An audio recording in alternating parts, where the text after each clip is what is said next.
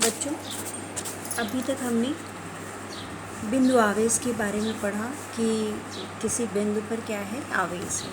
ठीक है, अब हम पढ़ेंगे सतत आवेश वितरण के बारे में।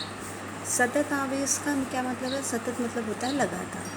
तो सतत आवेश वितरण मतलब हो गया कि एकदम क्या है, एक समान रूप से जो आवेश है वह क्या है, वितरित है। ठीक है, जैसे मान लीजिए कोई एक छड़ है जो जिसकी लंबाई क्या है, बहुत अधिक है चौड़ाई की तुलना में। अब इसको क्यों आवेश दिया गया, तो वह आवेश इस पर क्या हो गया, एक समान रूप से वितरित हो गया। ठीक है, किसी एक बिंदु पर नहीं है, ये क्या है, एक समान रूप से वितरित है।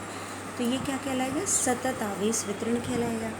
ठीक है, अब ये चूँकि क्या है, एक रेखा के रूप में वितरित है ना, तो इसे हम क्या कहेंगे, रेखीय आवेश वितरण। ये पूरे पृष्ठ पर नहीं फैला हुआ है, ये क्या है, एक रेखा के रूप में क्या हुआ है, फैला हुआ है। तो ये क्या कहलाएगा, रेखीय आवेश वितरण।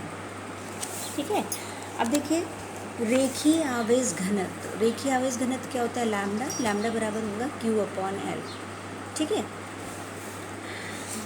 अब इसे परिभाषित कैसे करेंगे रेखीय आवेश घनत्व को। यहाँ पे है लैम्डा बराबर Q/L। L को जब हम 1 मान लेंगे तो जो Q होगी, आवेश की मात्रा होगी, वो लैम्डा के बराबर होगी। यानी एकांक लंबाई में स्थित आवेश की मात्रा को रेखीय आवेश घनत्व कहते हैं। इसकी मात्रक की अगर हम बात करें तो क्या हो जाएगा, Q का मात्रक बटे L का मात्रक, यानी कूलाम पर मीटर। ठीक है, आगे हम बात करेंगे क्षेत्रीय आवेश घनत्व की। क्षेत्रीय आवेश घनत्व क्या होता है, क्षेत्रीय आवेश घनत्व। देखिए अगर कोई आवेश आप दे रहे हैं, वह आवेश क्या हो रहा है, उसके पूरे पृष्ठ पर एक समान रूप से वितरित हो रहा है। ठीक है, एक समान रूप से, जैसे मान लीजिए ये एक आपका क्या है, पटल है, इस पर हमने Q आवेश दिया, ये क्या हो गया, एक समान रूप से वितरित हो गया इस पर। ठीक है, तो यहाँ पर जो इसका क्षेत्रीय आवेश घनत्व होगा, क्योंकि ये क्या हो रहा है, पूरे क्षेत्रफल पर वितरित हो रहा है, तो हम यहाँ क्षेत्रीय आवेश घनत्व की बात करेंगे। क्षेत्रीय आवेश घनत्व क्या होगा, Q/A। Q/A यानी अगर इसको हम डिफाइन करना चाहें तो कैसे करेंगे, यदि A बराबर 1 होगा तो जो आवेश की मात्रा होगी वो क्षेत्रीय आवेश घनत्व कहलाएगी। एकांक क्षेत्रफल में स्थित आवेश की जो मात्रा होगी उसी को हम क्या कहते हैं, क्षेत्रीय आवेश घनत्व कहते हैं। ठीक है, इसका जो मात्रक होगा वो कूलाम पर मीटर स्क्वायर होगा। आयतन आवेश घनत्व। आयतन आवेश घनत्व क्या होता है, जैसे अगर मान लीजिए किसी भी वस्तु को आपने किया है, Q आवेश दिया और वह उसके पूरे आयतन पर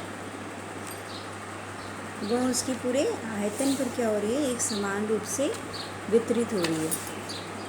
ये आपका क्या है, कोई एक पृष्ठ है, कोई एक आयतन में है, घना मान लीजिए, ठीक है, या घनाकार है, तो ये घनाभ के रूप में है। तो हमने जो इसको Q आवेश दिया वो इसके पूरे एक पृष्ठ पर, पूरे आयतन पर क्या हो गया, एक समान रूप से वितरित हो गया। तो जो आयतन आवेश घनत्व होगा वह Q बटे क्या हो जाएगा, V। तो इसे जब हम परिभाषित करेंगे तो V यदि 1 है तो Q की जो होगा वो आयतन आवेश घनत्व कहलाएगा। यानी एकांक आयतन में स्थित आवेश की मात्रा को हम क्या कहते हैं, आयतन आवेश घनत्व कहते हैं। अब इसका जो मात्रक होगा वो क्या हो जाएगा, कूलाम, और आयतन का मात्रक कूलाम बटे मीटर क्यूब। ठीक है, देखिए आगे हमें पढ़ना है गॉस थ्योरम, गॉस की प्रमेय। तो उसकी पहले कुछ छोटी छोटी चीज़ें हमें जान लेनी आवश्यक है। तो सबसे पहले हम कोण की बात करते हैं। कोण आप पढ़ चुके हैं पहले भी, कि अगर मान लीजिए ये वृत्त है तो वृत्त का जो चाप होता है, वृत्त के केंद्र पर जो कोण अंतरित करता है वही क्या कहलाता है, कोण बराबर चाप बटे त्रिज्या। ठीक है, वृत्त के केंद्र पर अगर हम कुल अंतरित कोण की बात करें, वृत्त के केंद्र पर अगर हम कुल अंतरित कोण की बात करें तो वह कितना बनाता है, कोण बराबर 2πr बटे r। क्यों, क्योंकि ये देखिए वृत्त के केंद्र पर है, वृत्त का केंद्र अगर हम ले रहे हैं और ये पूरा जो वृत्त है वो केंद्र पर कितना कोण अंतरित करेगा, तो आप जब चाप लेंगे तो ये पूरी परिधि के बराबर हो जाएगा। और इसकी त्रिज्या अगर r है तो हम कहेंगे 2πr बटे r। r से r कैंसिल हो जाएगा तो हमें 2π मिलेगा। और कोण बराबर आपको कितना मिल जाएगा 2 पाई। ठीक है। अब देखिए कोण के बाद हम बात करते हैं घन कोण। घन कोण क्या होता है? तो सबसे पहले इसकी परिभाषा देख लीजिए। किसी गोलीय पृष्ठ के क्षेत्रफल द्वारा गोले के केंद्र पर अंतरित जो कोण होता है उसी को हम क्या कहते हैं? घन कोण कहते हैं। ठीक है। ये मान लीजिए आपका क्या है? गोलीय पृष्ठ है। गोले और यहाँ पर क्या था? वृत्त था। यहाँ क्या है? गोला है। गोला जैसे क्या होता है? गेंद गोल होती है ना। और सर्कल वृत्त यानी जैसे छल्ला हो गया, ठीक है, वो वृत्त हो गया। तो गोला क्या करता है? कोई भी गोलीय पृष्ठ, अब ये गोला है, इसका हमने एक छोटा सा पृष्ठ ले लिया, ठीक है, ये छोटा पृष्ठ ले लिया। और जैसे मान लीजिए गेंद को आप काटते हैं छोटे टुकड़ों में, ठीक है, तो उसका छोटा टुकड़ा हमने ले लिया, तो वह छोटा टुकड़ा केंद्र पर, गोले के केंद्र पर जो कोण अंतरित करेगा वही कोण हमारा क्या कहलाएगा? घन कोण कहलाएगा। और इसकी जो आकृति होगी वो किस तरीके से होगी? देखिए जैसे ये स्मॉल टुकड़ा हमने ले लिया है, ये स्मॉल टुकड़ा हमने गोले का ले लिया इस तरीके से करके, ठीक है। तो ये चारों तरफ से कोण की आकृति से क्या बनेगा? इस तरीके से, जैसे मान लीजिए ये ऐसे है तो इस टाइप से पूरा कोण बनाएगा, है ना। तो ये आकृति कुछ इस तरीके से बनेगी। ये क्या कहलाएगा? कोण, घन कोण कहलाएगा, ठीक है। घन कोण बराबर क्या होता है?